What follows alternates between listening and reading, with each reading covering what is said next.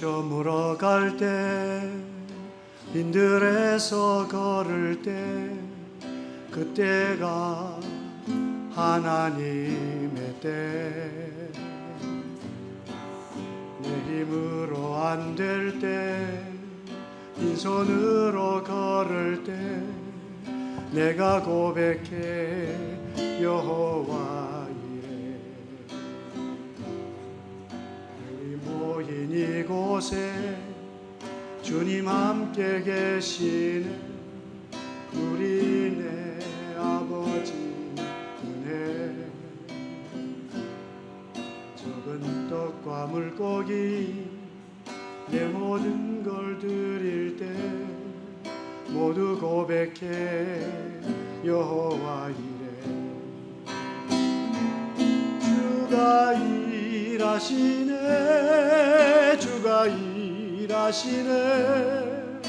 주께 아끼지 않는 자에게 주가 일하시네. 주가 일하시네. 신뢰하며 걷는 자에게.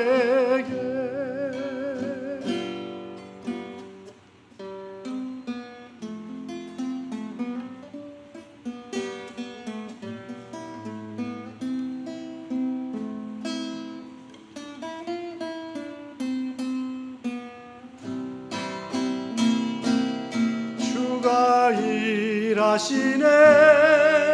주가 일하시네. 주께 아끼지 않는 자에게 주가 일하시네. 주가 일하시네. 신뢰하며 걷는 자에게.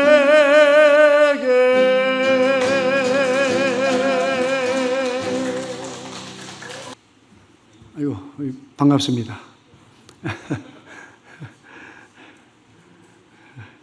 이제 그 50대에 이제 그 돌아봐야 할 영적 상식이라고 이제 주제를 이제 말씀을 하셨는데,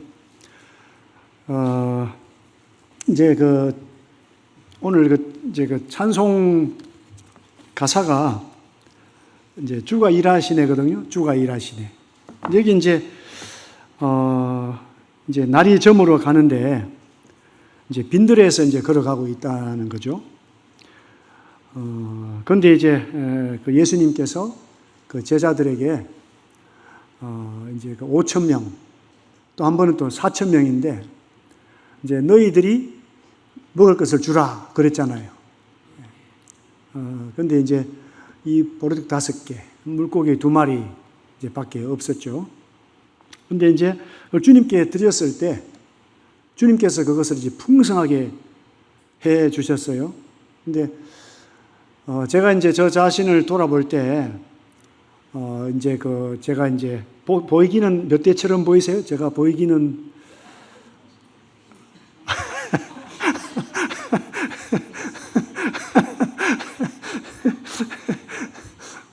근데 이제 어쨌든 제가 이제 뭐 20대도 지나고 또 30대도 지나고 또 40대도 지났고요.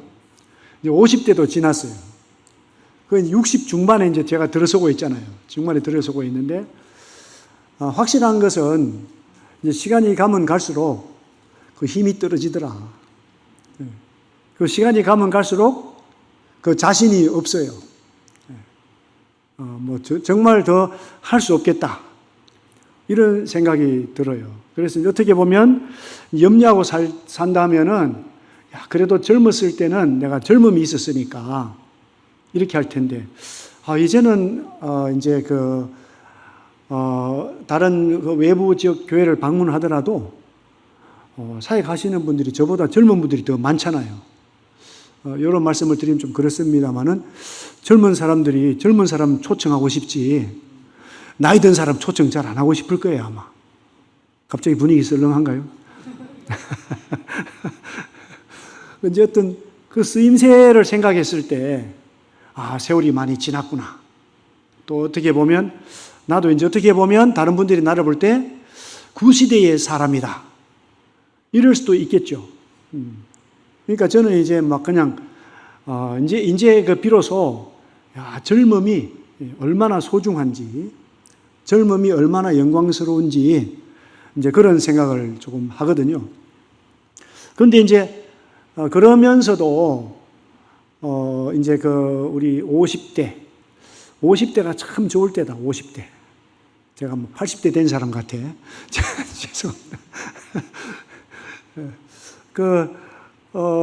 이제 그 50대는 이제 경험하시겠지만은 이미 이제 많은 경험을 했잖아요. 많은 경험을 했고, 이제 그러면서 또 더 많은 과제를 눈앞에 두는 이런 시기인 것 같아요.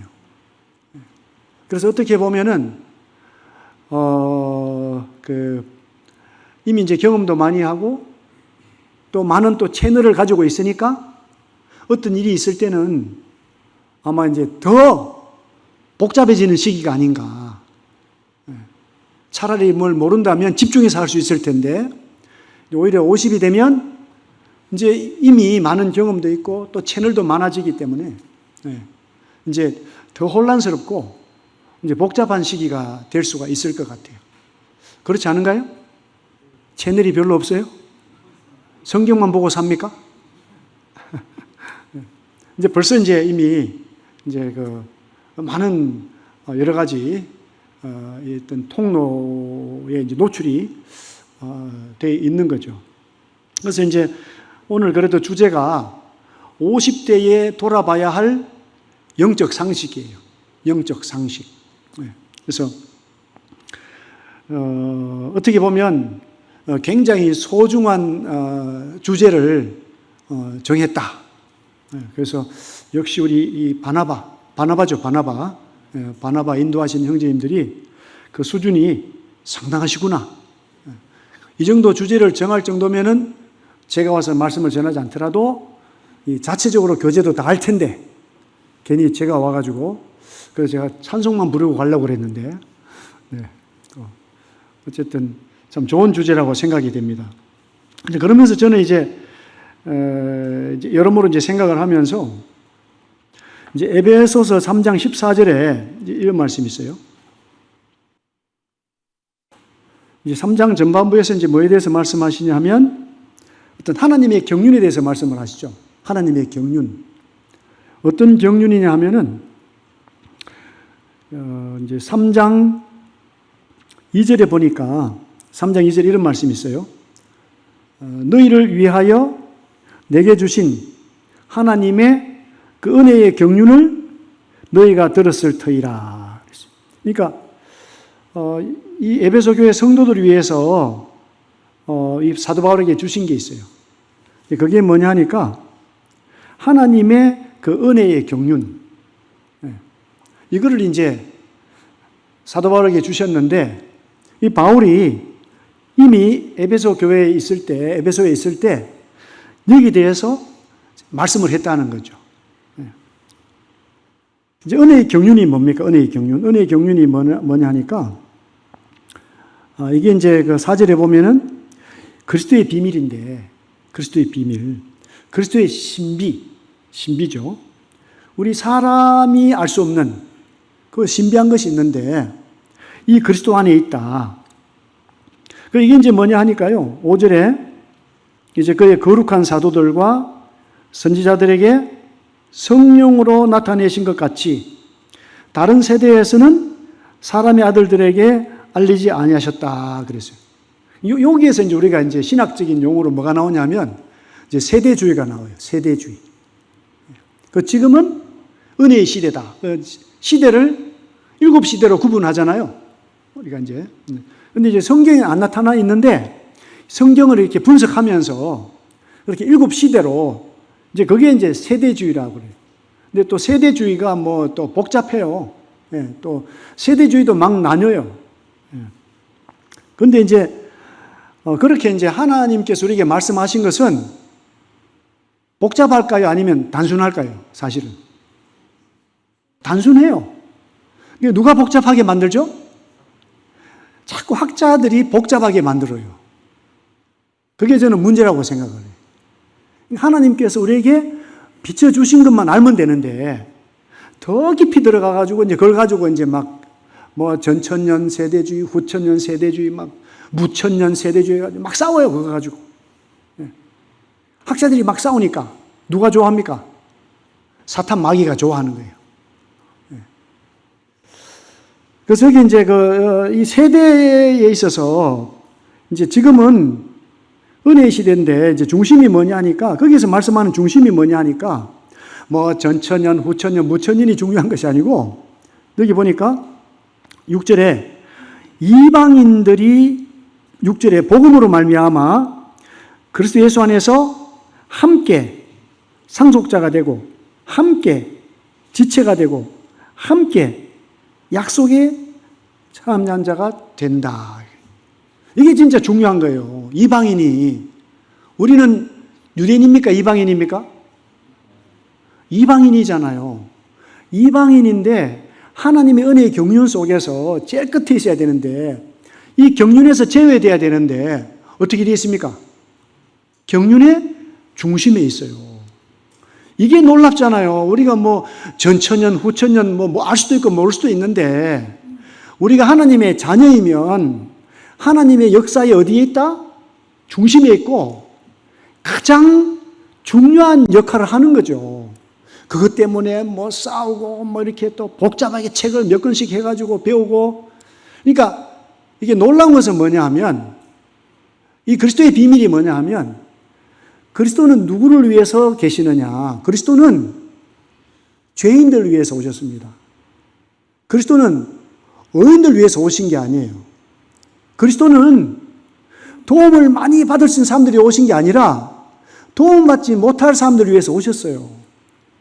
중요한 것은 우리가 그리스도를 받아들였으면 정말 감사하고 찬양하고 염려하고 걱정하고 근심할 시간이 있을까요, 없을까요? 사실은 그 시간이 없어요. 어떤 논을 가지고 논쟁할 시간이 있을까요, 없을까요? 없어요. 그거를 즐기고 그거를 나누고 그것을 따라가 살아가는 것이 중요하다고 하는 거죠. 그래서 이제 보니까 이제 7절에 이 복음을 위하여 그의 능력이 역사하신 대로 내게 주신 하나님의 은혜의 선물을 따라 내가 일꾼이 되었다.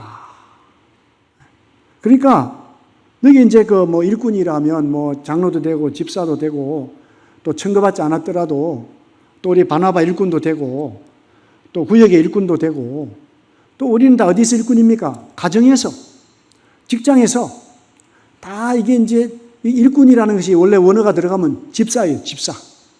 그러니까 원래 장로 집사 이렇게 구분이 되는 게 아니라 장로나 집사나 다 같이 집사예요, 원래 집사.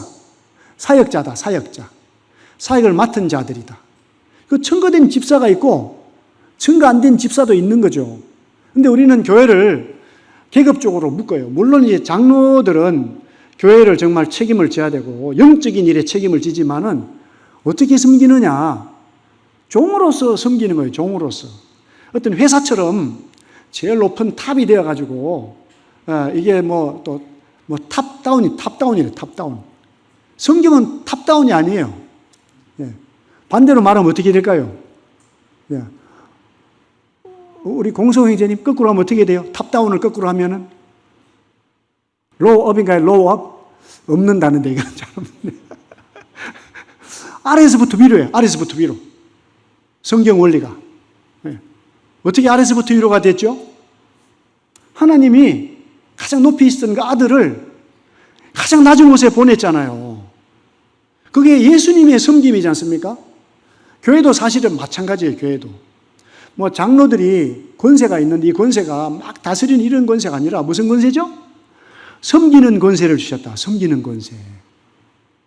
좀 개념이 달라야 돼요. 그래서 저는 이제 개인적으로는 저는 이제 주님은 다 역사하세요. 일반 교회도 역사하시는데 요한계시록 2장 3장에 보면은 7교회가 나오잖아요. 7교회.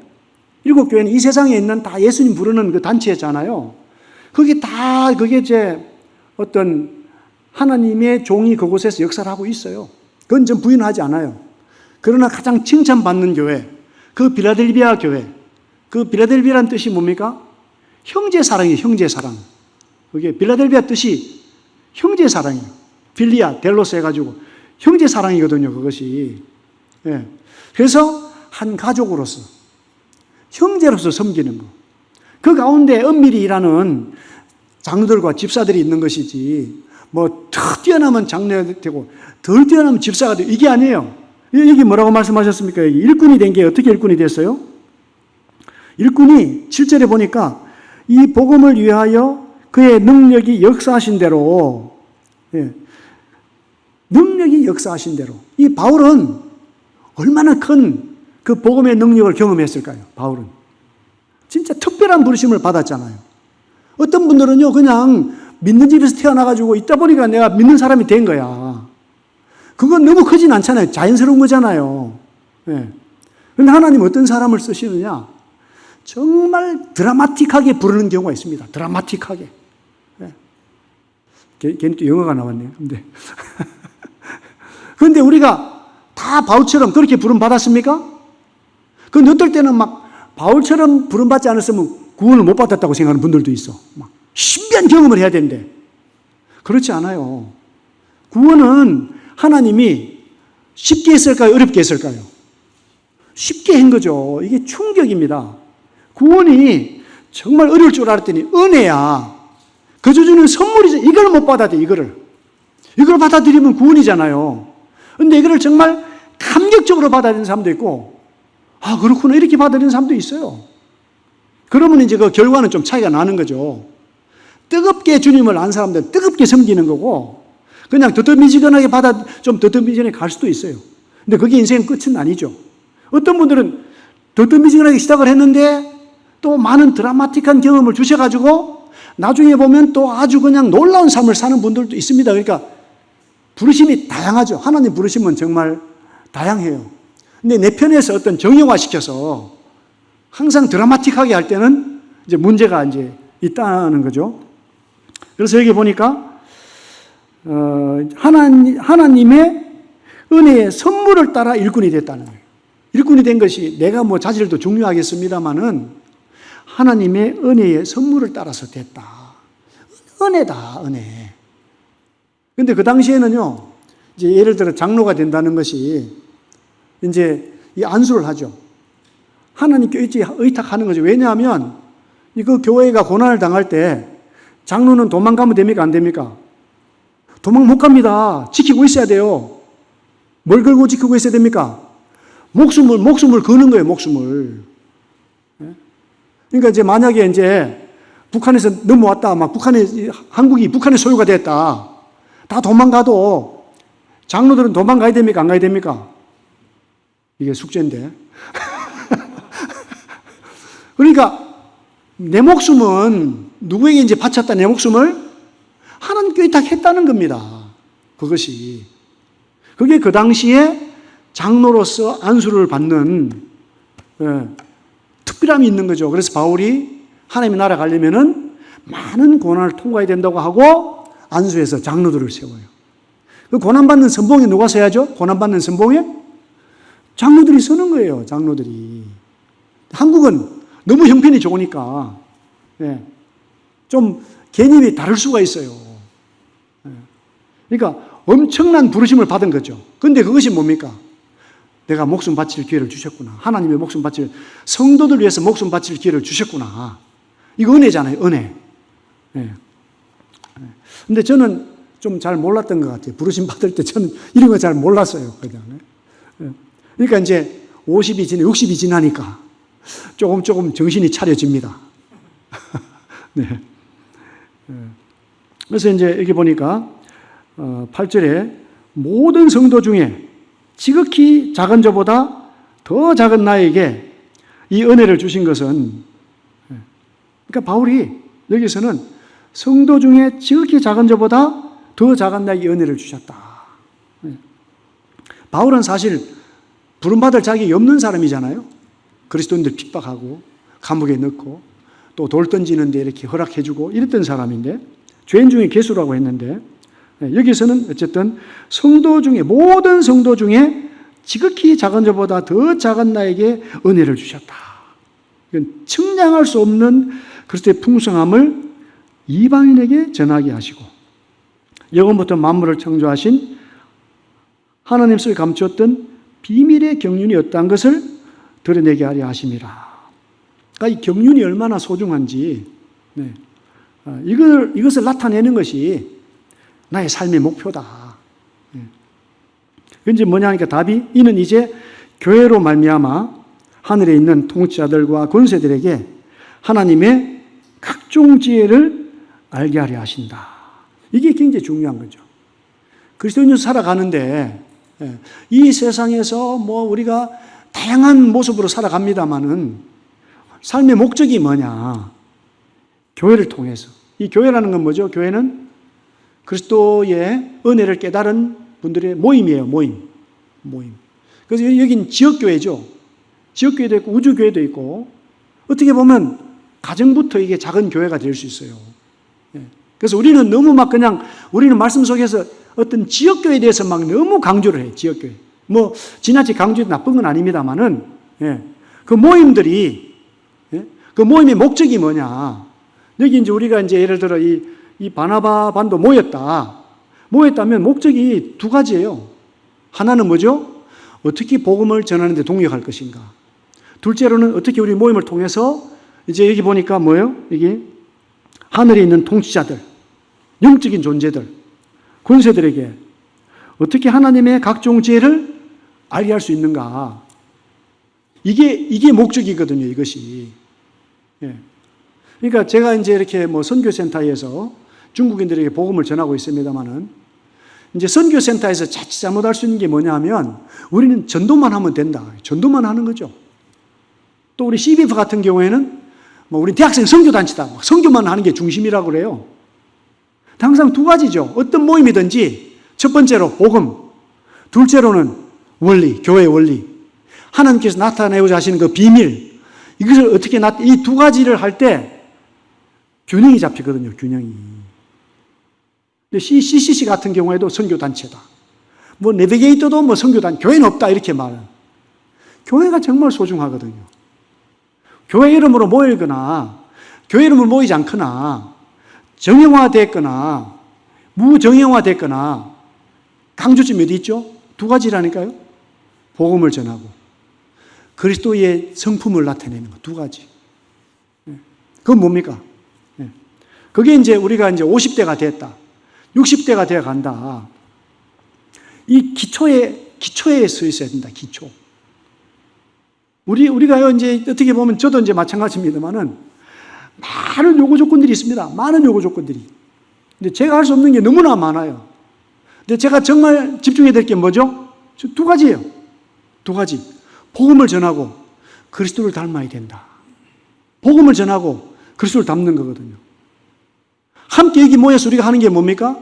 어떻게 복음을 전하는지, 어떻게 함께 그리스도를 닮아가는 건지, 이게 중심이에요, 이게. 그래서 때때로는 속아요. 너무 지역교회가 커요, 지역교회. 만약 교회 안 나오면 난 죽일 사람 같아. 그렇게 말한다면 사도 바울은 교회하고 별로 관계없는 사람이에요. 사도 바울은 맨날 여행하고, 지금도 에베소 쓸 때는 어디 갇혀 있어요? 감옥에 갇혀 있어요. 모르겠어요. 만찬을 뭘로 할지. 그 감옥에서 콩나물밥을 주는지 모르겠지만, 그거 뜯어먹으면서 예배를 드리는지 모르겠어요. 어떤 분들은 아주 보수적인 분들은 왜 떡이 무교병이 아니냐 하고 따지겠죠. 또 음료수 하나 마시고 주님 피다 그러면은 왜 발효된 포도주를 안 쓰냐고. 포도주 또 발효됐나, 이것 때문에 또 싸우잖아, 또. 이게 본질이겠어요? 갑자기 분위기 썰렁한데. 중요하죠. 중요하지만은, 신약교회 원리는요, 뭐냐 하면, 어디서나 공통적으로 자연스럽게 모일 수 있도록 자유를 주신 거죠. 자유. 사마리아 이제 여인이 그랬잖아요. 우리 조상들은 예배 드릴 곳이 예루살렘이 있다 하더군요. 이제는 때도 아니고 장소도 아니고, 이제는 신령과 진정으로 성령과 진리 안에서 예배를 드리는데, 예배 드릴 때 찾는다. 뭐가 중요하죠? 성령 안에서, 진리 안에서 제대로 하나님과 사귀고 교제하는 것이 예배의 개념이잖아요. 우리가 아무리 떡과 잔을 가져다 놓고 뭐 이렇게 떡과 잔을 떼먹고 있는데 이 그리스도와 깊숙한 사귐이 없다. 그럼 예배의 본질에서 상당히 많은 것이 빠지는 거죠. 그래서 예배가 뭐냐면 이제 그 원어가 프로스쿠네오, 입맞춤이잖아요. 내가 사랑하는 사람과 입맞춤인데 이제 내가 어디다가 입을 맞춰야 돼요? 이제 그 옥합을 깨뜨린 여인처럼 예수님 발에다 입 맞춰야 되는데 예수님 발에 입 맞추게 하겠어요? 아니면 들어서 이렇게 입을 맞추겠어요? 분위기 이상해지는데 갑자기. 예수님이 우리를 어떻게 생각합니까? 동격으로 생각해요. 그러니까 막 우리가 알지 못할 때는 높은 데 계신 하나님께 쭉 엎드려서 발 알아보지도 못하고 이게 종교적인 예배잖아요. 근데 신약에 구원받은 성도들의 예배는요, 그 깊은 사귐이에요. 너도 없고 나도 없고 하나가 되는 혼연일체가 되는 이게 예배 본질이잖아요. 그래서 어떻게 됩니까? 점점 그리스도화 되는 거거든요. 그리스도화. 또 예배 드리는 것이 율법이 돼가지고 예배 참석 못한 사람들 정죄하고 나만 한번 입을 열어서 감사하면 내가 최고로 잘한 것이고 뭐 그런 분 얘기는 안 계시겠죠. 물론 가장 앞자리에서 정말 한 말씀이라도 감사를 해야 되겠죠. 근데 저는 그렇게 생각하지 않아요. 주님은. 물론 그것이 중요합니다만 그것이 뭐 중요하지 않다고 하는 건 아니에요. 이상하네, 말이. 이상한데. 네. 정말 평상시부터 이 그리스도를 알고 그분과 사귐을 누리고 함께 모여서 함께 내가 알고 있는 주님을 나타내고 있는가. 또 정말 옆에 누가 오면 그냥 예배도 이런 게 아니라 손도 잡아주고 어떻게 왔어? 이렇게 소곤소곤 어떻게 왔어? 이렇게 하는 게 아니고 아이고 바쁜데 서로 돌아보고 격려하고 위로하고 안부를 물어보고 이런 것이 더 소중하지 않겠어요? 언제부턴가 막 한국 교회는 딱 들어오면 제 앞에 앉아가지고 막 인상만 팍 쓰고 있어. 막. 인사도 안 해. 어떤 분은 그러더라고. 7년을 교회로 왔는데 아무도 나한테 인사 안 하더라. 그런 분 여기 앉아 있어요. 지금. 그게 뭐예요? 새로운 영혼이 왔으면 다 환영하고 만나서 기뻐하고 자리 없는지 살펴보고 불편함을 살펴봐야 되는데 나만 그냥 이게 뭐죠? 구약적인 예배입니다. 구약적인. 나만 택함 받았고 나만 깨끗하고 온 사람들 이제 좀 인생에 뭐 노년에 왔구만. 아이고 뭐 도와주면 되지 뭐. 이 관심이 별로 없어요. 보통 일반 교회가 그렇습니다. 일반 교회가. 우리도 일반 교회가 돼갈 수가 있어요. 우리 속에 정말 어떤 그 그리스도 안에 있는 그 자유함을 누리지 못하고 그리스도의 성품을 누리지 못하면 나의 섬김이 화석화돼 딱딱해요. 굳어 있어요. 네. 그래서 여기 이제 보니까 이제 그 하나님의 각종 지혜를 알게 하는 거죠. 그래서 우리 성도들이 정말 서로 사랑하고 돌아보고 하나님께 감사할 때 영적인 존재들이 놀라지 않겠어요? 아니 이제 50대가 돼가지고 막 질병도 있고 또 자식들도 막 또 불순종할 수도 있고 또 사업도 이제 망할 수도 있고 그런데 보니까 우리 이규민 형제님 사업장은 잘 되는 것 같아요. 계속. 잘 되죠? 잘 안 돼요? 이규민 형제님이 속한 사업장이 그렇다는 거죠. 예. 그 사업이 잘 될 수도 있고 못 될 수도 있고 예를 들어서 어떤 상황이 있다 할지라도 우리가 감사한다, 기뻐한다 그러면 누가 교훈을 받습니까? 우리도 교훈을 받습니다만은 영적인 존재들이 도전이 되잖아요. 그러니까 영적인 존재들에게 제일 힘든 게 뭐냐면 너무나 완전하니까 은혜를 몰라요. 쉽게 교만해지잖아요. 그 사탄이 뭡니까? 덮는 그룹이었는데 하나님이 높여주니까 하나님 자리 차지하려고 하다가 쫓겨났잖아요. 그 이제 천사들의 3분의 1이 따라가지 않습니까? 그러니까 하나님 나라가 안정이 안 되는 거예요. 누구를 통해서 안정을 시키겠다? 그리스도를 통한 교회를 통해서 영적인 존재들을 안정을 시키겠다. 뭘 가르치는 거죠?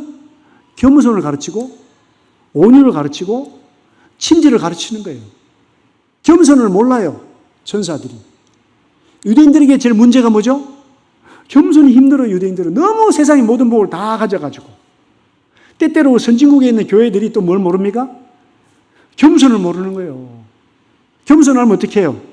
나보다 남을 낮게 여기고 서로 협력하고 이렇게 할 텐데 겸손이 없으니까 매일 다투고 싸우고 막 그런 일이 생기는 거죠. 모임 안에서도 안타까운 일이 생기는 거죠. 그래서 그리스도 안에서 우리가 서로를 높이는 교제가 사실 얼마나 중요한지, 교제. 여기 보니까 이제 11절에 곧 영원부터 우리 주 그리스도 예수 안에서 예정하신 뜻대로 하신 것이다. 그러니까 하나님 아버지의 뜻을 따라 살아야 되잖아요. 그러니까 우리 50대에 또 돌아봐야 되는 거죠. 내가 지금 내 생활 속에서 이 영원부터 예선 예정하신 그 뜻을 내가 알고 있고 그 뜻을 따라 살아가고 있는가? 이게 소중한 거예요. 이게 영원한 뜻을 따라 사는 거죠. 영원한 뜻을 알고 가정을 돌아보고 영원한 뜻을 모르고 가정을 돌아보고 차이가 있을까요? 없을까요? 차이가 있죠. 사업을 해도 마찬가지입니다. 사업을 해도.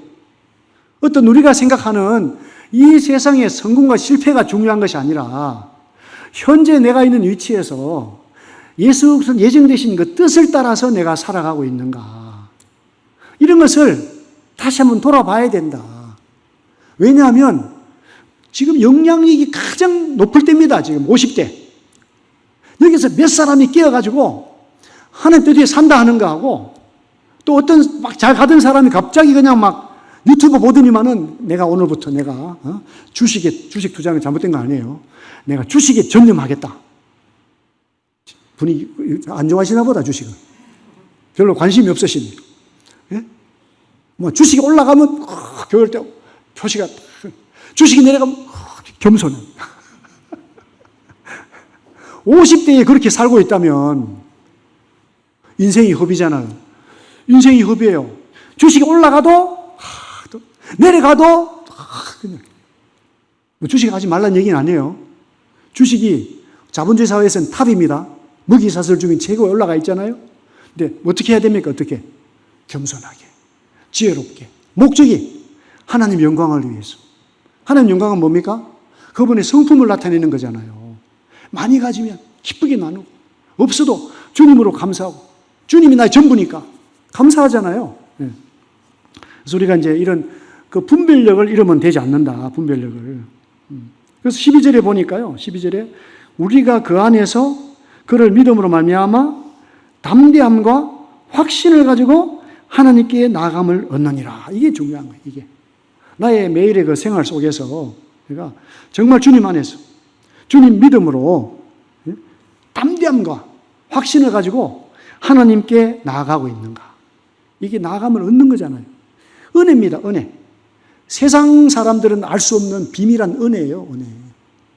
그러니까 우리 삶에 있어서 답은 멀리 있지 않다니까요. 그냥 막 세대주의, 뭐 전천년, 후천년, 무천년 막 어떤 사람은 머리가 비상해서 막 돌아가, 어떤 사람은 짜증나고 막 내가 그게 본질이 아니에요. 그게. 여기 이제 13절에 보니까요. 그러므로 너에게 구하노니 너를 위한 나의 여러 환난에 대하여 낙심하지 말라. 이는 너의 영광이니라. 그렇게 살면 세상적으로 풍파가 많이 올 수 있어요. 어려움이 많이 있을 수 있죠. 그런데 그것이 뭐죠? 영광이라는 거예요. 여러분들이 너의 영광이다. 만약에 바울이 정말 그냥 뭐 아주 뭐 고관 대작의 집에 태어나가지고 일찍부터 예수님 믿고 아버지가 전도하러 가는데 메르세데스 벤츠 타고 가라 이러고 또 뭐 그냥 뭐 저기 인도네시아를 가는데 그냥 그 비즈니스 클래스 다 끊어주고 가면 헌금을 해도 막 1억씩 주고 오고 이러면은 얼마나 좋겠어요. 분위기 이상하가 갑자기. 만약에 사도 바울이 그렇게 선교했다면 하나님의 영광이 나오겠어요? 인간의 영광이 나오겠어요? 인간의 영광이 나오죠. 할 수 있으니까 하는 거예요. 근데 바울은 여건이 됐습니까? 안 됐습니까? 전혀 되지, 제가 볼 땐 전혀 되지도 못했어요. 그러니까 로마로 갈 때는 어떻게 갔어요? 포로로 붙들려서 죄수로 그냥 공짜로 갔어요. 로마로. 가다가 또 뭐 수일 동안 막 그냥 기상이 안 좋아가지고 막 2주 동안 열나흘 동안을 막 하니까 그냥 배에 있는 거 다 버리고 막 그냥. 그때 바울이 어떻게 했습니까? 여러분이야 잠잠하라. 그냥 막 파도는 치고 그냥 막 한 사람 뭐 이런데 여러분이야 잠잠하 안심하라. 놀랍지 않습니까 이게? 우리 마지막 때 살아가면서 우리가 볼 때 놀라운 일이 많이 생겨요. 감당할 수 없는 일이 많이 생기죠. 근데 이걸 어떻게 받아야 돼요? 그때 답이 있잖아요. 믿음으로 말미암아 담대함과 확신을 가지고 하나님께 나아가서 뭘 생각해야 됩니까? 그분의 뜻이 뭔가, 복음을 전하고 그리스도의 성품을 나타내는 이 길이 되는가 되지 못하는가, 이게 차이를 만드는 겁니다. 뭐 세상의 배경이 어떻고 뭐 내가 가진 것이 어떻고 이게 차이를 만드는 것이 아니라 정말 그리스도와 더불어서 하나님 아버지와 가까이 교제하고 그분의 영원한 뜻을 따라 살아가는 것이 가장 복 있고 가치 있고 또 영향력 있는 50대에 정말 주님이 기뻐하시는 일이다. 그런 저는 생각을 합니다. 저도 이제 참 돌아보면은 지금도 참 어려워요. 제가 우리 집사람이 있으면 제가 목소리도 많이 못 높입니다. 우리 살아가는 삶이 다 그렇잖아요. 우리가 한 가족으로 살아간다고 하는 것이 어떻게 보면 항상 반대로 만나, 반대로. 저는 다 결혼하기 전에는 막 너무 집사람이 좋았는데 결혼하니까 잠자는 것부터 힘들어요. 잠자는 것부터. 왜? 저는 그냥 싸늘하게 하고 자야 돼. 뭐 기름값도 안 들고 싸고 좋잖아요. 또 몸도 받을만해. 집사람은 그냥 맨날 막 그냥 뭡니까? 열탕을 해야 돼. 막 드그드그드그 해야 막 상쾌하다. 나는 올라갔다가 내려갔다 막 창문 열었다 닫았다 막. 근데 결혼하고 나니까 이 사람이 내가 결혼한 사람이 맞나? 이렇게 되더라고요. 그리고 이제 가다 보면 다 달라요. 배경이 다르니까. 자녀 출산, 자녀 양육, 또 어떤 섬기는 스타일. 우리 집사람은 밖으로 나가면 죽는 줄 압니다. 저는 집안에 있으면 죽는 줄 알아. 어쨌든 한 사람은 죽어야 돼. 그런데 이제 그러함에도 불구하고 우리 살아가는 삶의 목적이 뭐라고요? 어떻게 복음을 전하나? 어떻게 그리스도의 성품을 나타내나? 어떻게 희생적인 사람이 되는가? 그 고난을 두려워하지 않고 어떻게 하나님의 뜻을 위해서 내 삶을 즐거이 드리는가? 이거였던 것 같아요. 다른 게 아니고. 그래서 언제든지 주님 안에서 기뻐하고 감사할 수 있는 삶. 이것이 그리스도인의 특권입니다. 특권. 이걸 빼앗기는 거죠. 누구에게 빼앗깁니까? 사탄 마귀에게 빼앗겨요. 안타까운 것은 70이 넘어서 노종들이 이런 기쁨이 없어요. 노종들이. 조건이 많아지고. 어려워하고. 그런데 내가 만약에 침대에서 누워있다면 어떻게 누워있어야 되겠습니까? 우리 김상훈 형제님이 찾아왔어. 김상훈 형제님. 상훈을 바라고 찾아오고 아닐 텐데. 찾아와서. 형제님 힘드시죠? 그럼 제가 어떻게 답해야 되겠어요? 삭신이 쑤시고 죽겠어요. 이렇게 해야 되겠습니까? 아이고, 젊을 때가 좋았었는데. 어떻게 해야 되겠어요? 형제님. 저는 제가 이때까지 잘못 섬겼어요. 제가 힘 있을 때 마음대로 돌아다녔는데 누워있어 보니까 정말 성도를 위해서 기도하겠군요. 주님이 너무 감사해요. 저는 걱정하지 마시고 다른 연약한 분들이 많은 형제 돌아보세요. 이렇게 해야 되겠죠? 그렇게 안 해야 되겠어요? 답이 없으시네. 우리가 생각할 때는요, 좀 뭔가 막 준비가 돼야 섬길 수 있을 것 같지만 하나님 섬기는 데는요, 조건이 필요가 없어요. 어디서든지 어떤 상태든지 하나님 섬길 수 있습니다. 남들이 봐서 야, 저 못 섬기겠다 이럴 때 섬기는 것이 얼마나 감동이 되겠어요. 그게 하나님의 방법이에요. 하나님의 방법. 그러니까 지금 마지막 때 한국 사람들이 모이고 섬기는 거 이게 뭘까요? 이게 엄청난 영광이에요. 왜? 우리 한국 사람들은 지구의 끝이에요. 어떻게 보면 지구의 끝이에요. 제일 못 사는 끝, 제일 못 사는 끝이에요. 그런데 마지막 때 얼마나 높이셨습니까? 한국을. 이거 이제 아침에도 우리가 가나 사람들 이렇게 말씀을 전하는데, 가나에는 복음이 언제 들어갔을 것 같아요? 가나는 2000년 전에 들어갔을 것 같아요. 가나는. 가나에 복음이 들어가나? 어떻게 들어가나? 하고. 죄송합니다. 근데 가나 분들이 얘기를 해요. 가나 분들이 에티오피아 사람 만나잖아요. 에티오피아 사람 만나면 에티오피아 사람들은 자기들을 그냥 이스라엘 사람인 줄 안대요. 왜요? 왜 에티오피아는 언제 복음이 전파됐죠? 에티오피아 내시를 통해서 2000년 전에 복음이 전파됐고, 거기서부터 아프리카로 복음이 전파된 거예요. 아프리카로. 우리는 언제 복음, 이제 뭐 기독교 100주년, 뭐 가톨릭 뭐 200주년, 300주년 그냥 게임이 안 돼요. 게임이 사실은. 문화유산이 게임이 안 돼요. 제가 아프리카 사람들 복음을 많이 전했잖아요. 아프리카 사람들. 얘기하다 보면요. 가족 중에 유대인이 있습니다. 유대인. 이름이 유대계 이름을 따라서 막 이렇게 정해진 이름들이 있어요. 이야기하기 복잡해요. 얼마나 막 신화와 전설이 많은지 막 얘기를 해. 그래서 저는 복음으로 끝내지, 복음으로. 우리는 무기가 뭐예요? 복음. 또 무기가 뭡니까? 교회. 교회의 비밀. 하는 뜻이 뭔가? 이걸로 다 굴복이 되는 거예요. 제가 무슨 뭐 세대주의, 뭐 전천년, 후천년, 뭐 말천년, 뭐 이런 걸로 하겠어요? 성경으로 그냥 누구든지 그냥 성경의 두 가지 이걸로 그냥 끝장내는 거예요. 그냥 이걸로.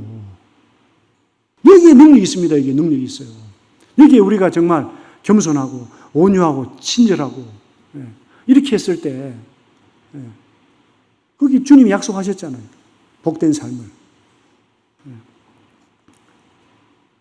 이게 이제 그러다 보니까 이런 전체적인 그림을 모르면요. 너무 가르침이 복잡해요. 복음도 너무 복잡해졌어요. 교회도 너무 복잡해졌어요. 하나님은 할 수 있는 한 어떻게 합니까? 단순하게. 이 고린도 후서에 뭡니까? 고린도 전서에서 조금만 더 말씀을 드리고,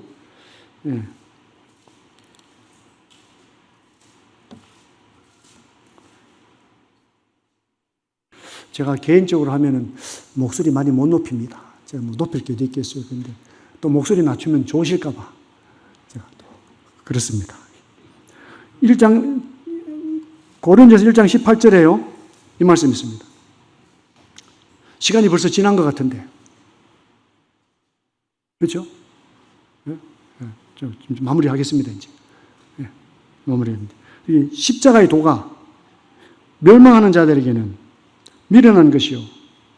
구원을 받는 우리에게는 하나님의 능력이라고 그랬어요. 그러니까 이 말씀을 왜 기록했느냐. 고린도교회 성도들의 상태가 너무 안 좋은 거예요. 복음을 몰라서 상태가 안 좋겠습니까? 복음에 집중을 안 하는 거죠. 그들은 그 당시에 세상에서 부유하고, 세상에서 많이 배우고, 세상에서 능력이 있는 사람들인데, 이 그리스도의 십자가에 집중을 못 하는 거죠. 삶이 단순하지가 않은 거예요. 삶이 복잡해요. 그냥. 말도 현학적이고. 능력이 없잖아요. 능력이 없어요. 그러니까 이 십자가의 도가 뭐냐. 멸망한 자들이 미련한 것이고 구원을 받은 우리에게는 하나님의 능력이라고 그랬습니다. 여기 2장에 보면 2장 1절에 형제들아 내가 너에게 나아가 하나님의 증거를 전할 때에 말과 지혜의 아름다운 것으로 아니하였나니 내가 너희 중에서 예수 그리스도와 그가 십자가에 못 박히신 것 외에는 아무것도 알지 아니하기로 작정했다. 그 그리스도 그분이 십자가에 못 박히셨다. 여기에 엄청난 능력이 있는데 여기 고린도교회 성도들이 집중을 안 하는 겁니다. 집중을 하지 않아요. 문제가 우리가 많이 못 배워서 문제가 아니고요. 우리가 재물이 많이 없어서 문제가 아닙니다. 우리 삶 속에 그리스도가 너무 크지 않기 때문에 우리 삶 속에 십자가가 놀라운 일이 아니기 때문에 이게 문제입니다. 이게. 우리가 매주마다 뜻과 잔을 하고 있는데 그리스도에 집중이 되지 않고 매주마다 뜻과 잔을 하고 막 입을 열어서 감사하고 있는데 그 십자가가 보배롭지 못하다면 얼마나 의미가 있겠습니까?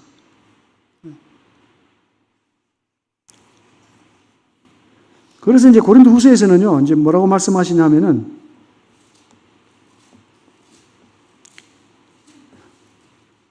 6장 1절에서 이렇게 말씀하잖아요. 6장 1절, 고린도서 6장 1절에서 우리가 하나님과 함께 일하는 자로서 너희를 권하노니 하나님의 은혜를 헛되이 받지 말라. 이르시되 내가 은혜 받을 때에 너에게 듣고 구원의 날에 너를 도왔다 하셨으니 보라 지금은 은혜 받을 만한 때요 보라 지금은 구원의 날이로다. 왜냐하면 이거는 복음 전할 때 말씀이 아니잖아요. 이건 누구한테 주는 말씀이죠?